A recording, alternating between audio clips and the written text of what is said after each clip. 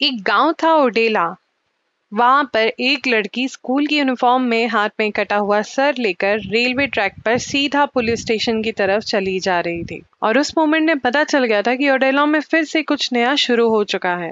आपको याद होगा, एक आत्मा थी जो मुक्त नहीं हुई थी, एक पापी जो मिट्टी में दफन तो हुआ था लेकिन कभी भूला ही नहीं गया। जानिए, क्या भैरवी उस पापी को रोक पाएगी? क्या एक साध्वी लॉर्ड शिवा के नाम पर सब कुछ त्याग करने वाली औरत खुद अपना बलिदान देगी सिर्फ ओडेला को बचाने के लिए? तो stay tune till the end, क्योंकि ये कहानी सिर्फ भूत प्रेत की नहीं है, ये है सत्य और अधर्म के बीच एक फाइनल वॉर। तो चलिए अब ज्यादा इंतजार नहीं करते, let's go straight to the story.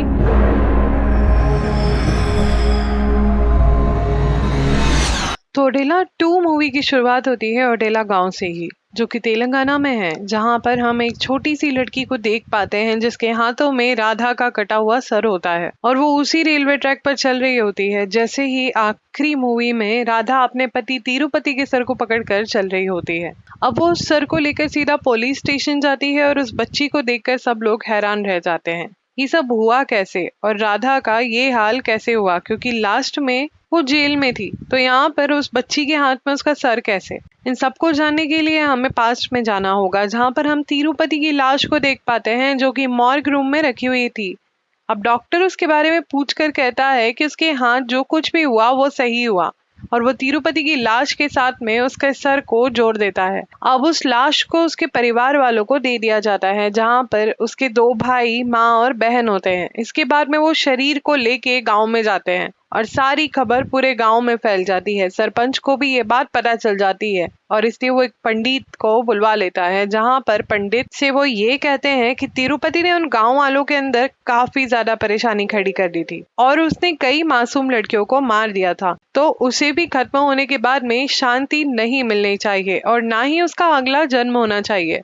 और सबसे बड़ी बात यह होती है कि तिरुपति की लाश को कंधा देने के लिए भी कोई भी वहां पर नहीं आ रहा होता। खैर, ये सुनकर पंडित जी कहते हैं कि तिरुपति की आत्मा को कभी मोक्ष नहीं मिलेगा, वो हमेशा भटकती रहेगी। जिस तरह से मोक्ष देने के लिए जलाया या दफनाया जाता है, ये उससे बिल्कुल अलग होता है और समाधि दंड के आधार पर तिरुपति की लाश को काले मुर्गे के खून से नहलाया जाएगा और उसके साथ में गांव वालों के नाखून, गांव की मिट्टी और कपड़ों को भी उसके साथ में ही दफना दिया जाएगा और वो भी स्टैंडिंग पोजीशन में, यानी कि उसे लेटा कर नहीं बल्कि खड़ा करके दफनाया जाएगा और इससे तिरुपति की आत्मा को कभी मोक्ष नहीं मिलेगा। और ये काम आने वाली पूर्णिमा को सुबह 6 बजे होगा। इसके बाद में पूर्णिमा का दिन आता है। अब सभी चंदू अपने भाई तिरुपति की अर्थी को गांव के बाहर वाले पेड़ के पास में लेकर जा रहा होता है, तो हम देख पाते हैं कि तिरुपति की अर्थी को कंधा देने के लिए वहां पर कोई भी नहीं आया। साथ ही साथ हम तिरुपति की आत्मा को आवाज देता हुआ भी सुन पाते हैं, जो काफी परेशान थी। तिरुपति की आत्मा चाहती थी कि उसे जानने वाले उसके दोस्त उसे कंधा दे,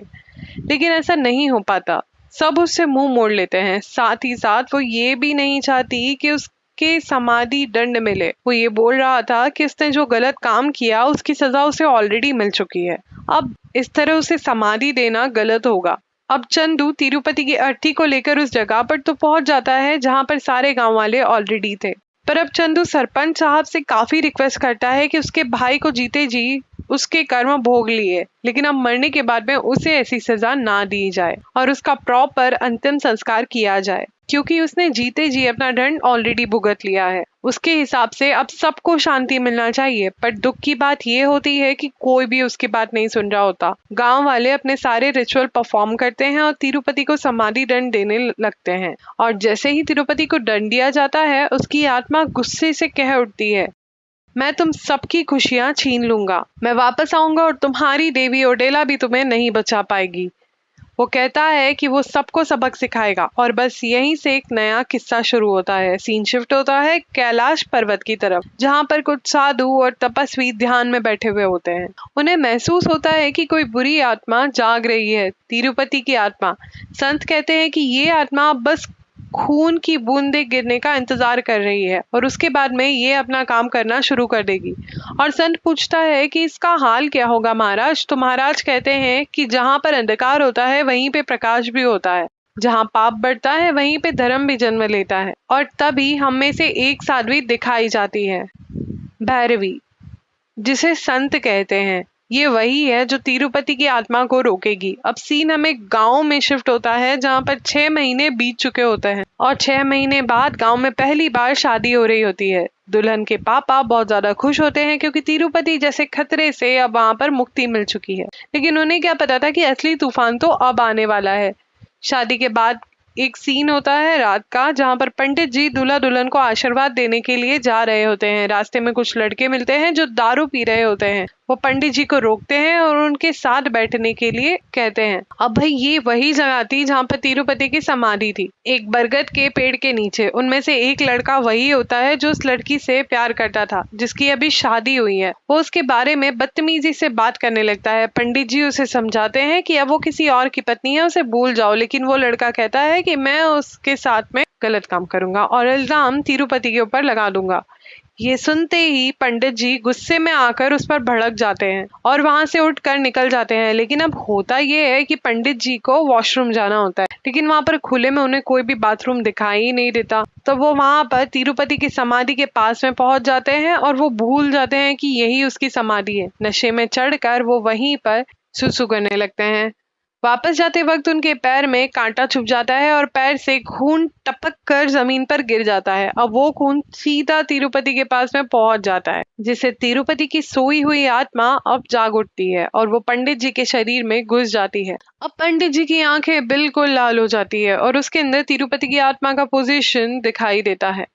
फिर वो सीधे शादी वाले घर पे पहुंचता है दूल्हा और दुल्हन को आशीर्वाद देने के लिए, लेकिन वो आशीर्वाद देता नहीं, वो कुछ और ही सोच रहा होता है। शादी के बाद में जब दूल्हा दुल्हन अपने रूम में जाते हैं तभी वो पोजेस्ड पंडित जी वहां पर आ जाते हैं। उसे देखकर पति तुरंत उसे रोकने जाता है, लेकिन तिरुपति के कब्जे में आया पंडित उसे जोर से थप्पड़ मारकर दूर फेंक देता है। ये देखकर दुल्हन गुस्से में कहती है कि अगर मेरे पापा को पता चल गया ना तो आपका हालत अच्छा नहीं होगा।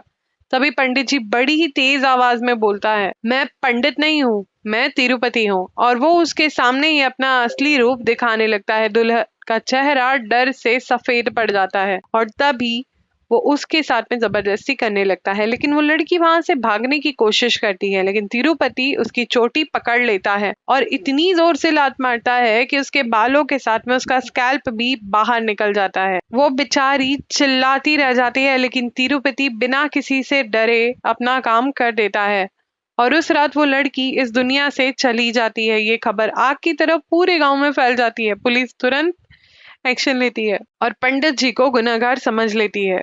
उन्हें स्टेशन लेकर जाकर खूब पीटा जाता है। पंडित जी बार बार कह रहा होता है कि मैंने कुछ नहीं किया, मुझे तो याद भी नहीं है कि ये सब कुछ कैसे हुआ, लेकिन पुलिस के हाथों से वो बच नहीं पाते। वो उसे और भी ज्यादा पीटते हैं। तब जाके पंडित जी को थोड़ी बहुत बातें याद आती है।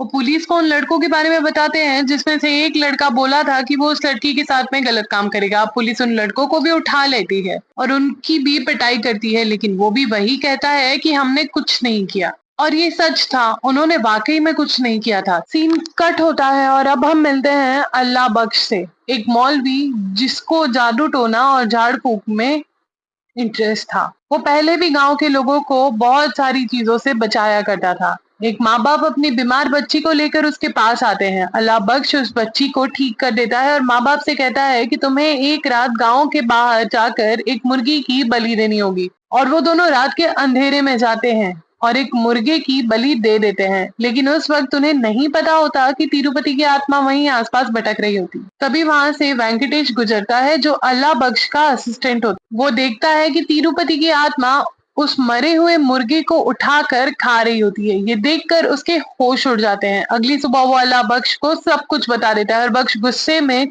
चिंता में आ जाता है। किसी बीच गांव का एक बिगड़ा हुआ लीडर जो सरपंच की अपोजिशन पार्टी में होता है बख्श के घर आता है और अपनी बेटी की शादी का कार्ड देता है। बख्श उसे क्लियरली कह देता है कि ये शादी अभी मत करो, कुछ अच्छा नहीं होने वाला, लेकिन वो आदमी पैसों का नशे में चूर होकर कहता है शादी तो होगी। लड़का बड़े घर का है। अब सीन शिफ्ट होता है रात के वक्त जहां पर तिरुपति की साइकिल अपने आप चलती हुई दिखाई देती है। साइकिल बिना किसी इंसान के चल रही थी, वो खुद तिरुपति ही चला रहा होता है। अगली सुबह तिरुपति की फैमिली उसकी समाधि पर खाना चढ़ाने जाते हैं। तिरुपति की माँ साइकिल को देखकर कहती है कि ये तो चंदू लेके आया होगा, नशे में यहीं भूल गया। लेकिन चंदू तुरंत बोलता है कि मैं साइकिल यहाँ पर नहीं लेकर आया। पर कोई उसकी बात पर यकीन ही नहीं करता। वो लोग खाना रख के वहां से चले जाते हैं और चंदू अपनी साइकिल वापस लेकर चले जाता है। जैसे ही सब लोग वहां से जाते हैं, तिरुपति अपना भोग खाना शुरू कर देता है। अब सीन आता है उस लड़की की शादी पर। सरपंच भी वहीं पर आता है, शादी में खाना खाता है और जाते वक्त 116 रुपए निकाल कर उसे दे देता है। ये देखकर दुल्हन का भाई उसका मजाक उड़ाते हुए बोलते हैं और सब माइक पे अनाउंस कर देते हैं। बस फिर क्या, वहां पर झगड़ा शुरू हो जाता है। दुल्हन के पापा और सरपंच एक दूसरे से उलझ जाते हैं और जाते जाते सरपंच कह देता है कि तेरी बेटी की हालत मेरी बेटी से भी ज्यादा बुरी होगी। रात को सरपंच अपने ट्रैक्टर पे अपने आदमियों के साथ में दारू पी रहा होता है। तभी उसे बाथरूम जाना होता है और बिना कुछ सोचे वो तिरुपति की समाधि पर ही जाकर सुसुत कर देता है। और ये सब तिरुपति की आत्मा जानबूझकर करवा रही थी, लेकिन तभी उसके पाँव में कांटा चुभ जाता, जैसे पंडित जी के पैर में कांटा चुभा था। और जैसे ही वो कांटा निकालता है, उसके पैरों से खून गिरने लगता है जमीन पर और वो खून तिरुपति की आत्मा को और भी ज्यादा पावरफुल बना देता है। अब वो सरपंच के शरीर को पॉजेस कर देता है। ये पॉसेस सरपंच सीधा ट्रैक्टर के पास जाता है और एक ही लात में ट्रैक्टर पर बैठे सारे लोगों को हवा में उड़ा देता है। फिर वो ट्रैक्टर पर चढ़कर चला जाता है उस घर के पास में जहां पर अभी अभी शादी हुई थी और अपनी मैजिकल पावर से देख लेता है कि लड़का लड़की कहाँ पर है। लेकिन हैरानी की बात तो ये होती है कि वो लोग वहां पर हैं ही नहीं। फिर अगेन वो अपनी दिव्य शक्ति लगाता है और पता करता है कि लड़का लड़की कहाँ पर है, मतलब कि दोनों ही कौन के खेत में है। तिरुपति की आत्मा तुरंत भुट्टे के खेत की तरफ दौड़ जाती है और वहां पहुंचकर बीच में लगे रोमांटिक बेड को जोरदार टक्कर मार के गिरा देती है। फिर वो लड़की को मार देता है। उसके बाद में वो सीधा दुल्हन की तरफ बढ़ता है। अब तक पूरे खेत में आग लग चुकी होती है। दुल्हन के पास आकर वो उसके मुंह में एक भुट्टा डाल देता है और उसके बाद में पूरा खेत जला देता है। सब कुछ राख हो चुका था। दुल्हन भी जलकर मर जाती है। अगले दिन पुलिस वहां पर आती है और जांच के बाद उसको सरपंच के ट्रैक्टर के क्लूज मिलते हैं और उसे समझ आता है कि ये सब कुछ सरपंच ने किया है। दूसरी तरफ हम देखते हैं कि भैरवी जो काशी में बैठी हुई होती है, ओम नमः शिवाय का जप कर रही होती है। तभी कैलाश में बैठे हुए संत कहते हैं कि जब भैरवी 110 करोड़ जाप पूरे कर लेगी तभी एक बड़ा चमत्कार होगा। इधर दुल्हन का बाप पंडित और सरपंच को एक पेड़ से बांध देता है और उन्हें मारना शुरू करता है। दोनों समझाने की कोशिश करते हैं कि उनकी कोई दोष नहीं है, पर गांव वाले कुछ भी सुनने को तैयार नहीं होते। तभी वहां पर आता है अल्लाह बख्श, जो सबको सच बताता है ये सब उन दोनों का नहीं, तिरुपति की आत्मा ने किया है। तुम लोगों ने उसे समाधि दंड देकर अपनी ही मौत को बुलाया है। फिर वेंकटेश सबको एक सीसीटीवी फुटेज दिखाता है जिसमें रात में साइकिल खुद से चल रही होती है और एक मुर्गा हवा में उड़ जाता है जैसे कोई उसे खा रहा हो। सब शॉक्ड हो जाते हैं। ये सब तिरुपति की आत्मा कर रही होती है। तभी अल्लाह बख्श कहता है कि अभी भी वक्त है, तुम लोग अपनी गलती मान लो। फिर एक सीनियर ऑफिसर वहां पर आता है जो पंडित जी और सरपंच को जेल भेजने की बात करता है। अल्लाह बख्श उसे समझाता है पर ऑफिसर हंस पड़ता है कि 2025 में भी तुम लोग भूतों की बातें कर रहे हो। तभी ऑफिसर कहता है कि वो प्रूफ के लिए पूरी रात तिरुपति की समाधि के सामने बैठेगा। रात को वो वहां अकेला बैठता है, अपने साथियों को भी बाहर भेज देता है। लेकिन अगले दिन जब लोग उसे चेक करने जाते हैं तो देखते हैं कि ऑफिसर मरा हुआ पड़ा है। उसकी एक आंख गायब होती है और पीठ का मांस सब कुछ गायब होता है, सिर्फ हड्डियां दिख रही होती है। पिछली रात तिरुपति साइकिल लेकर उस जगह पर आया था और उसकी बेइज्जती का बदला ले लिया। अब तिरुपति की आत्मा रोज रात को साइकिल बजाते हुए गांव में घूमती है। डर से कांपे हुए लोग जेल में बंद राधा के पास जाते हैं। उनके मन में एक उम्मीद की किरण होती है कि शायद राधा उन्हें बचा सकती है। राधा सब कुछ सुनकर कहती है कि गलती तुम्हारी है, अब मैं नहीं, तुम्हें सिर्फ एक ही इंसान बचा सकता है, भवानी, जो और कोई नहीं मेरी बहन भैरवी है। उसका असली नाम भवानी था, लेकिन बचपन में ही शिव भक्ति के लिए उसने घर को छोड़ दिया था। उसने सुना था कि जो कन्या अपनी जिंदगी को कुंवारी बिताए और मोह माया से दूर रहे और 110 करोड़ बार ओम नमः शिवाय का जाप करे, उसे शिव की असीम शक्ति प्राप्त होती है।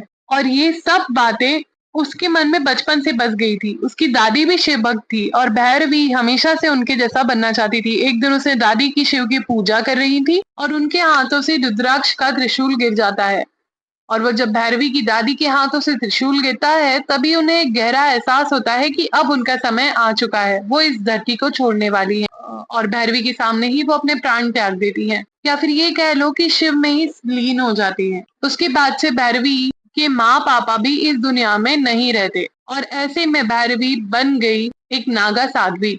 तब गांव वाले राधा जी से पूछते हैं कि भवानी यानी भैरवी अब कहाँ मिलेगी। तो राधा बताती है कि वो सिर्फ एक ही जगह जानती है, रामगिरी के पुराने शिव मंदिर में, जहां पर उसकी दादी जाया करती थी। ये सुनते ही सभी गांव वाले भैरवी को ढूंढने के लिए निकल पड़ते हैं और वो लोग भैरवी के गांव पहुंचते हैं, लेकिन भैरवी वहां नहीं होती। और वैसे भी वो लोग भैरवी को पहचानेंगे कैसे, वो तो एक नागा के रूप में थी। तभी वहां पर कुछ कसाई दिखते हैं जो एक गाय को चोरी करके ट्रक में डालकर वहां से ले जा रहे होते हैं और उनके पीछे ही एक गाय का बच्चा अपनी माँ को बचाने के लिए भाग रहा होता है। कसाई लोग उस बच्चे पर बॉटल फेंक रहे होते हैं। फिर क्या, विद इन अ सेकेंड उस ट्रक से सारी गायें नीचे गिर जाती है और कसाई फिर से उठकर उन्हें पकड़ने लगते हैं और उन्हें मार रहे होते हैं। तभी भैरवी को इन सभी का स्पिरिचुअल फील होता है और वो एकदम से वहां पर आकर एक कसाई के हाथ को काट देती है। वो सबको चेतावनी देती है कि इन गायों को वापस छोड़ दो जहां से तुमने चुराया है, और गाय की हत्या करना पाप है, पर कोई भी उसकी बात नहीं मानता। तो भैरवी अपनी शक्तियों का प्रदर्शन करती है और सबको जोरदार पीट देती है। ये सब देखते हुए ये सब कुछ चौड़ेला के गांव वाले भी देखते हैं और समझ जाते हैं कि ये कोई आम इंसान नहीं, ये भैरवी माँ है। वो लोग भैरवी के सामने झुक जाते हैं और सब कुछ बता देते हैं। भरी नजरों से भैरवी कहती है कि तुम सबने तिरुपति के साथ में गलत किया। उसने जो पाप किया उसकी सजा उसे मिल चुकी थी, पर तुम लोगों ने अपनी ईगो में आकर उसको समाधि दंड दिया। ये सब जो कुछ भी हो रहा है उसके जिम्मेदार तुम ही लोग हो।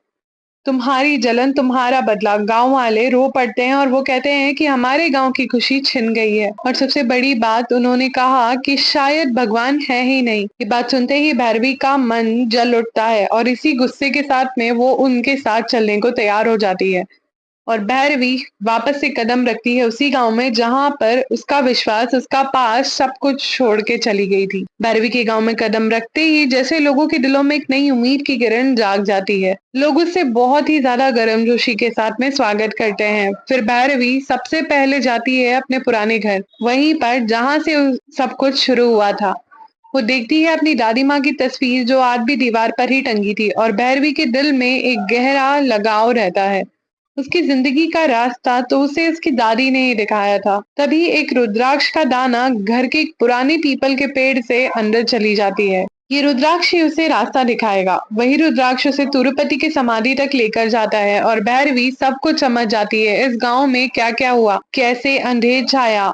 और जब भैरवी समाधि पर पहला कदम रखती है तो तिरुपति की आत्मा तड़पने लगती है, उसकी आत्मा जैसे झुंझुनाने लगी हो। तब भैरवी एक छोटा सा त्रिशूल निकालती है और उसे समाधि पर गाड़ देती है। इससे तिरुपति की आत्मा को और भी ज्यादा परेशानी होती है, लेकिन भैरवी जानती थी कि इस आत्मा को बांधने के लिए कुछ खास चीजें चाहिए।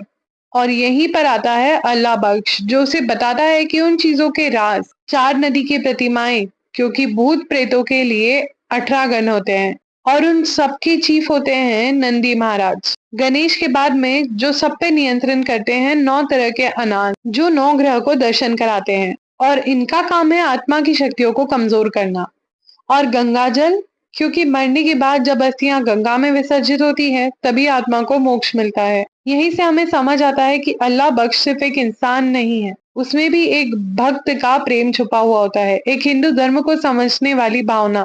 फिर भैरवी अपनी नागा जटाओं से चारों और नंदी प्रतिमाओं के साथ में बांध देती है। जब नंदी जी चारों दिशाओं से गांव की रक्षा कर रहे होते हैं और तिरुपति की आत्मा वहीं पर बंद हो जाती है, तब भैरवी सबको बताती है कि आज है मार्गशीर्ष की अमावस्या, कल से शुरू होगा शुक्ल पक्ष और इस पक्ष में संपत्ति से पहले तिरुपति की आत्मा हमेशा के लिए नष्ट हो जाएगी। लेकिन एक कंडीशन है, अगर किसी ने नंदी महाराज की प्रतिमा को छू लिया या फिर किसी ने अनाज की रंगत को खराब कर दिया या फिर किसी मानव या किसी पक्षी का साया भी इसके ऊपर पड़ गया तो सब कुछ बर्बाद हो जाएगा। उसके बाद में तिरुपति की आत्मा अनकंट्रोलेबल हो जाएगी और फिर जो भी कुछ होगा उससे भैरवी भी नहीं बचा पाएगी। इसलिए भैरवी सबको एक इंस्ट्रक्शन देती है कि 15 दिनों तक हर घर का एक व्यक्ति इस घर की रक्षा करेगा, ना कोई बाहर जाएगा ना कोई अंदर आएगा। और इसी पीरियड के बाद में तिरुपति की बॉडी को जलाया जाएगा, जिससे उसे मिलेगा कपाल मोक्ष। जब भैरवी वहां से जाने लगती है तभी एक गांव वाला उसे कहता है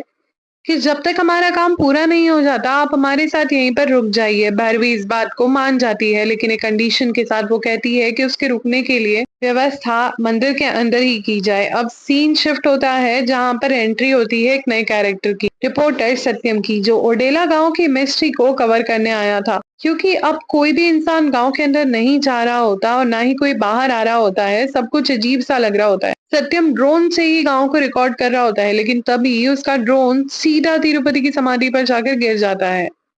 शायद ये तिरुपति की आत्मा का ही इफेक्ट था। ये देखते ही देखते सत्यम तुरंत ड्रोन लेने गांव की तरफ बढ़ता है, पर एक गांव वाला उसे रोक देता है। वो उसे बताता है कि ये गांव बंद है, कोई भी आउटसाइडर इसमें अलाउड नहीं है। सत्यम चुप रहने वालों में से नहीं था।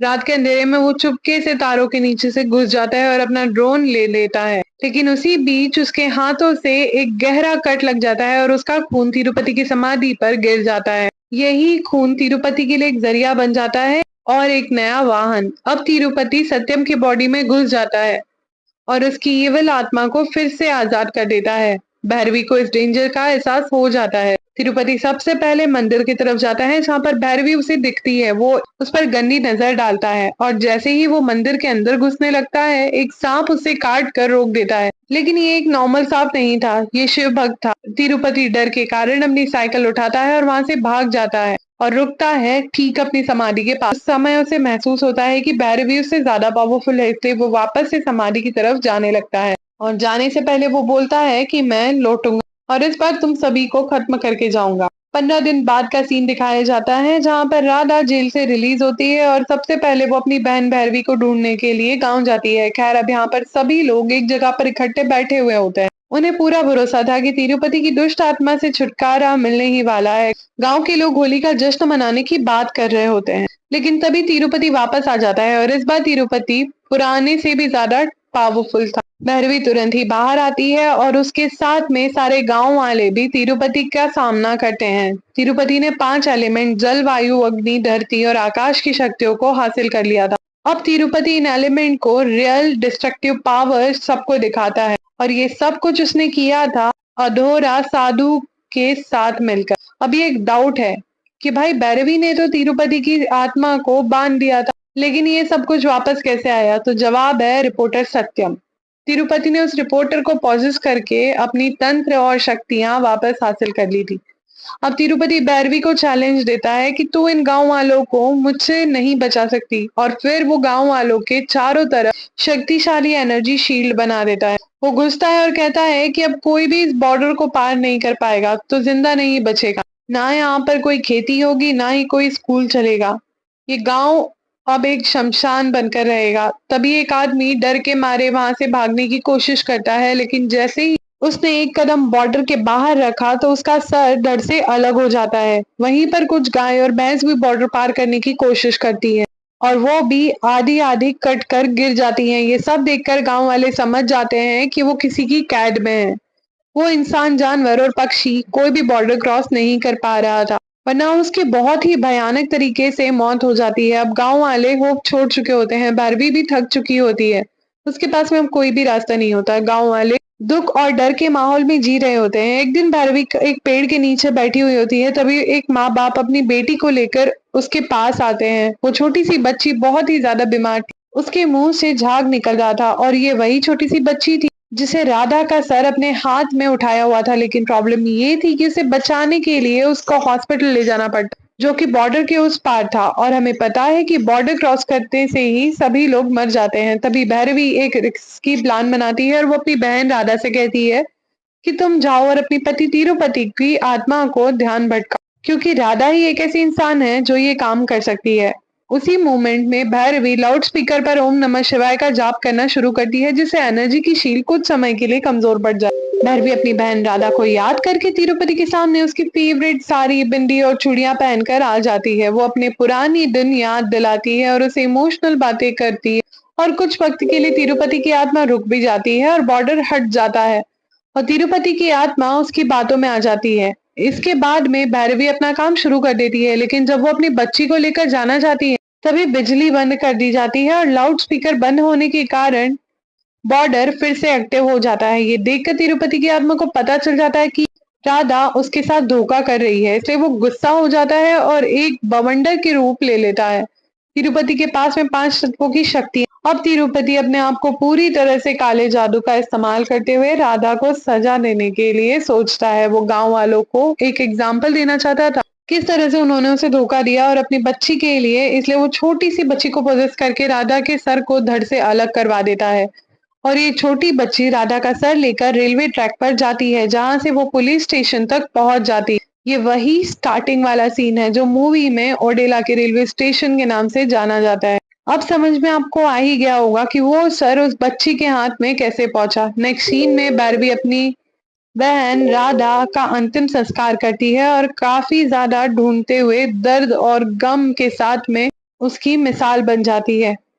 भैरवी टोटली ब्रोकन थी, वो पूरी तरह से टूट चुकी थी। अब भैरवी फिर से तिरुपति से बात करने जाती है और उससे भीख मांगती है कि वो इस गांव को छोड़ दे, लेकिन तिरुपति इस बात के लिए बिल्कुल भी तैयार नहीं होता। वो बताता है कि उसने गांव वालों के सामने बहुत ज्यादा गिड़गिड़ाया कि उसे समाधि दंड ना दिया जाए, लेकिन कोई भी उसकी बात नहीं सुन रहा था। फिर भैरवी पूछती है कि गांव वालों को क्या करना होगा तभी तिरुपति का गुस्सा शांत हो जाए। तिरुपति उससे कहता है कि तुम मुझसे शादी कर लो, अगर तुम अपने शिव भगवान को छोड़कर मुझे अपना आराध्य मान दोगी तो मैं वादा करता हूँ कि मैं तुम्हारे साथ साथ गांव वालों को भी माफ कर दूंगा और तुम सभी को आजादी मिल जाएगी। भैरवी ये सुनकर काफी ज्यादा डर जाती है, लेकिन वो गांव वालों के लिए कुछ भी करने के लिए रेडी। उसके लिए शायद ये शिव भगवान की इच्छा थी, लेकिन गांव वाले उसे ये सब करने नहीं देना चाहते थे। वो कहते हैं कि ये सब हमारी ही गलती, तुम्हें ये नहीं करना चाहिए। फिर भैरवी उन सबको यकीन दिलाती है कि भगवान सब कुछ ठीक करेंगे। गांव के अब अपने भगवान पर पूरा विश्वास उठ गया था और उन्होंने भगवान से सारी उम्मीदें खो दी थी, लेकिन भैरवी को उन्हें विश्वास दिलाने की कोशिश करती है और कहती है कि हर चीज में ओम की ही ध्वनि होती, तो हर चीज में भगवान बसते हैं, ये सभी उन्हीं की इच्छा होगी। भैरवी की ये बात सुनकर वहां से निकलने लगती है और तिरुपति के पास जाने से पहले वो अल्लाह बख्श के सामने जाकर खड़ी हो जाती है और ओम नमः शिवाय का जाप करती है कि आखिर भैरवी ने उसके सामने ऐसा क्यों कहा। अल्लाह बख्श सोच में पड़ जाता है और थोड़ा सोचने के बाद में वो ओम नमः शिवाय को डिकोड करने की कोशिश करता है। जैसे ही भैरवी ने अपने हाथों से मुद्रा बनाई और उसका मतलब होता है कपाल, और अल्लाह बख्श समझ जाता है कि भैरवी कपाल मोक्ष की बात कर रही होती, जो तिरुपति की आत्मा के साथ में करना हो था। इसका मतलब तिरुपति की आत्मा का मोक्ष, यानी उसका सर उसकी बॉडी को जलाना पड़ेगा। दूसरी तरफ भैरवी अपने यंत्र के लिए रेडी हो जाती है। जिस तरह से वो अपने आप को एक साध्वी के रूप में सजाती थी, वो अपने आप को एक नॉर्मल लड़की के रूप में सजाती है, जैसे कोई लड़की अपनी शादी के लिए रेडी होती है। गांव के लोग नंदी भगवान मंदिर के सामने फेस्टिवल मना रहे थे और उनकी पूजा कर रहे होते हैं, जो कि शिव भगवान के रूप में थे। लेकिन तिरुपति की आत्मा भैरवी के साथ में गलत काम करने के लिए वहां पर पहुंच जाती है और ये लोग, गांव का एक लड़का भैरवी को शुरू से पसंद करता था, वो उसके साथ आता है। ये लड़का कोई और नहीं बल्कि वेंकटेश, लेकिन कुछ ऐसा था जो वेंकटेश भैरवी को छुपाने में सफल नहीं हो पाता, क्योंकि भैरवी बार बार ओम नमः शिवाय का जाप कर रही थी, जो तिरुपति को बिल्कुल भी पसंद नहीं। इसे तिरुपति उसे गुस्से में भैरवी को गांव वालों के बीच में लेकर आ जाता है और उन्हीं के बीच में गलत काम करने की कोशिश करता है, लेकिन भैरवी अपना जाप नहीं रोक और ओम नमः शिवाय का जाप करती रहती है। तिरुपति को गुस्सा आ जाता है और वो भैरवी को बहुत बुरी तरीके से पीटना शुरू कर देता है। फिर भी भैरवी अपना जाप नहीं छोड़ती। तिरुपति गुस्सा होकर उसे मारना शुरू कर देता है और साथ ही में वो शिव भगवान की भी बेइज्जती करता है। तिरुपति भैरवी को एक जलती हुई लकड़ी से मार देता है और भैरवी सिर्फ एक बार ओम नमः शिवाय कहना बाकी था, जिससे उसके 110 करोड़ जाप पूरे हो जाएंगे, लेकिन इससे पहले ही भैरवी बेहोश हो जाती। सब लोग ये देखकर बहुत ज्यादा डर चुके होते हैं, लेकिन तभी गांव वालों में से एक छोटी सी लड़की भैरवी के पास आकर उसे उठाने की कोशिश करती है। तिरुपति ये देखकर हंसने लगता है, लेकिन जब भैरवी नहीं उठती तो वो लड़की नंदी भगवान के पास जाकर उनके कानों में कुछ कहती कि उन्हें भैरवी को बचाना पड़े। वो कहती है कि अगर नंदी भगवान नहीं आए तो सब लोग उसके प्रति विश्वास उठ जाएगा, और उसका ये कहने के बाद ही नंदी भगवान की प्रतिमा में जान आ जाती है और वो जीवित हो जाते हैं। गांव वालों के दिल अब नंदी जी भी भैरवी का आशीर्वाद देने के लिए वहां पर आ जाते हैं और इससे भैरवी जाग उठती है। दूसरी तरफ अल्लाह बख्श तिरुपति के कंकाल को निकाल चुके होते हैं, लेकिन भैरवी अब आखिरी बार ओम नमः शिवाय का जाप करती है और इससे भगवान शिव खुद आकर, क्योंकि हम जानते हैं कि शिव जी के आगे भटकती आत्माएं कुछ नहीं कर सकती, और उनकी इजाजत के बिना कुछ भी नहीं हो सकता और भगवान शिव के दर्शन गांव वालों को भी मिल जाते हैं। भगवान शिव भैरवी को एक त्रिशूल देते हैं जिसमें 5 एलिमेंट जल, वायु, अग्नि और पृथ्वी और आकाश एकजुट हो जाते हैं। भैरवी देवी का रूप ले लेती है और आदि शक्ति बन जाती है और त्रिशूल से तिरुपति पर वार करती है। दूसरी तरफ अल्लाह बख्श तिरुपति की बॉडी को कपाल मोक्ष दे देता है, उसका क्रिमेशन कर दिया जाता है। और यहाँ हम देखते हैं कि त्रिशूल लगते ही तिरुपति ने वेंकटेश की बॉडी को जिसे पॉसेस किया था वो अलग हो जाती है। वेंकटेश की आत्मा कोयलों पर गिर जाती है, यानी कि भगवान शिव की शक्ति थी और वेंकटेश भी नॉर्मल हो जाता है। वो भी समझ नहीं पाता कि उसके साथ में ये सब कुछ क्या हो रहा था और ऐसे तिरुपति का अंत होता है। तभी दूसरी तरफ कैलाश पर्वत पर हम उनके साथियों को देखते हैं जिसमें से एक संत अपने गुरु से पूछता है कि उनकी आयु इतनी हो गई है लेकिन भैरवी ने इतने कम वक्त में 110 बार भगवान शिव का जाप कैसे किया, जिसकी वजह से उसकी इतनी शक्तियां मिली। गुरुजी कहते हैं कि भैरवी ने पिछले जन्मों में भी पहल किया, पिछले जन्मों में भी शिव भगवान की भक्ति की और इसी वजह से उसके कर्म उसके पिछले जन्म से यहाँ तक आ पहुंचे हैं।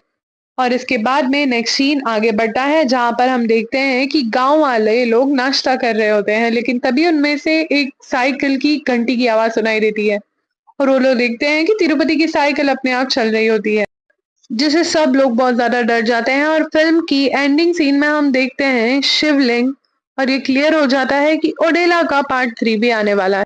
आप बताइए अब आपको कैसी लगी आज की ये इंटेंस कहानी। अगर आपको ये वीडियो पसंद आई हो तो इसे लाइक जरूर करें और अगर आपने अभी तक थ्रिलर एक्सप्लोरर को सब्सक्राइब नहीं किया है तो जाकर इसे सब्सक्राइब करना बिल्कुल मत भूलिए, क्योंकि ऐसे ही और एक्साइटिंग कंटेंट और फ्राइडे की नई नई मूवीज हम लेकर आते रहते हैं।